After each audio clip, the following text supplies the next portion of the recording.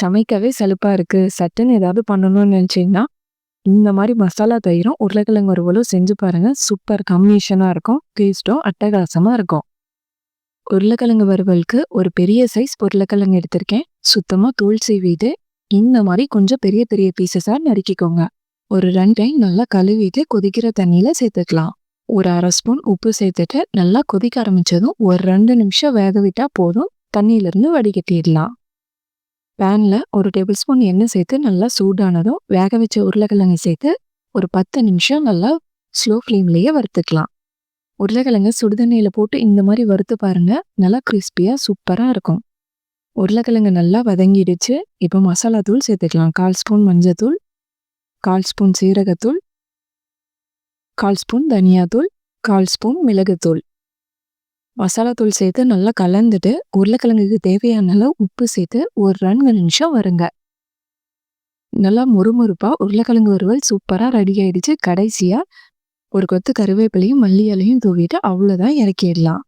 எல்லா variety rice கூடயும் இந்த உருளைக்கிழங்கு வறுவல் சூப்பரா இருக்கும். காரம் மட்டும் உங்களுக்கு தகுந்த மாதிரி சேர்த்துக்கோங்க. பேன்ல தேவையான அளவு எண்ணெய் சேர்த்துட்டு கடுகு, சீரகம், கடலைப்பருப்பு, உளுத்தம்பருப்பெல்லாம் சேர்த்து தாளிச்சிக்கலாம். கடலைப்பருப்பு, உளுத்தம்பருப்பெல்லாம் நல்லா வறுபட்டதும் பொடியா நறுக்கின இஞ்சி 1 ஸ்பூன், வரமிளகா, கருவேப்பிலை சேர்த்து நல்லா பொரிஞ்சரும். ஒரு பெரிய சைஸ் வெங்காயம் நல்லா பொடியா நறுக்கிட்டு சேர்த்துக்கோங்க. வெங்காயத்தோட பச்சை வாசனைலாம் போயிட்டு நல்லா வதங்கிடணும். வீட்டில் தயிர் மட்டும் 1 கப் இருந்தால் போதும். சட்டுன்னு ஒரு 5 நிமிஷத்தில் ரெடி பண்ணிடலாம். வெங்காயம் ஓரளவு வதங்கிடுச்சு. தேவையான அளவு உப்பு சேர்த்து ஒரு 2 நிமிஷம் வதக்கலாம்.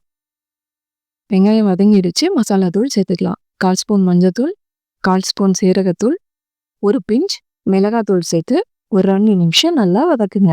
கடைசியா ஒரு சின்ன தக்காளியை பொடியா நறுக்கி சேர்த்து நல்லா கலந்து அவ்வளோதான், ஸ்டவ் ஆஃப் பண்ணிடலாம். 1 கப் தயிர் எடுத்திருக்கேன். கட்டி இல்லாமல் நல்லா கலந்துக்கலாம். வெயில் காலத்துலலாம் ரொம்ப நேரம் ஸ்டவ் கிட்ட நின்று சமைக்க முடியாது. அப்போல்லாம் இந்த மாதிரி சிம்பிளாக ரெடி பண்ணிட்டு வந்துடலாம். வறுத்து வச்ச மசாலா நல்லா சூடாகிடுச்சு. இப்போ தயிர் கூட சேர்த்து நல்லா கலந்துட்டு உப்பெல்லாம் கரெக்டாக இருக்கான்னு பார்த்துடலாம். கடைசியாக பொடியா நறுக்குன மல்லி இலையை தூவிடலாம். அவ்வளோதான், நம்மளோட மசாலா தயிர் ரெடி. உங்களுக்கு இந்த ரெசிபி பிடிச்சிருந்தா நம்ம சேனலை சப்ஸ்கிரைப் பண்ணிட்டு கூடவே பெல் ஐக்கானும் ப்ரெஸ் பண்ணிடுங்க. தேங்க்ஸ் ஃபார் வாட்சிங்.